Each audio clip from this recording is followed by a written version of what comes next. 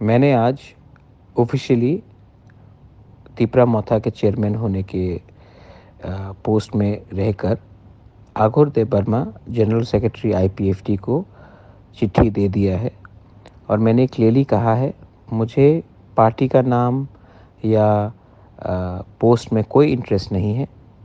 तिपरासा लोग आईपीएफटी और तिपरा मोथा को अगर एक पार्टी बनकर एक सिंबल में फाइट करेंगे, नाम जो भी हो हमको कोई चिंता नहीं है।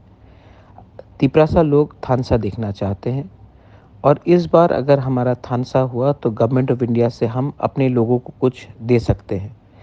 अगर हम लोग एक नहीं हुए तो हमें कुछ नहीं मिलेगा।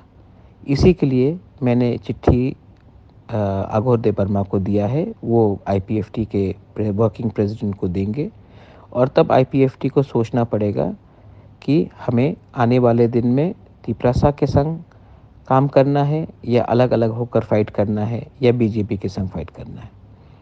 लेकिन मैंने अपना point of view black and white में सबको दे दिया है। अब आईपीएफटी को विचार करना है कि वो बुबागरा के संग, तिपरासा के संग, सब लोगों के संग एक संग होकर फाइट करेंगे या उनका क्या थिंकिंग है वो डिसाइड करेंगे। मैं वही चाहता हूँ जिससे हमारे लोगों को फ़ायदा हो, हमारे तिपरासा लोगों को, हमारे दोफा को कुछ मिले। और ये जो थानसा का कॉल है, इससे कुछ लीडर लोग खुश नहीं होंगे, लेकिन पब्लिक को लीडर से मतलब नहीं है। पब्लिक को अपना अधिकार चाहिए और हमको पहले अपना तिपरासा के बारे सोचना है, उसके बाद लीडर के बारे सोचना है। बेलाइनो हम बाय।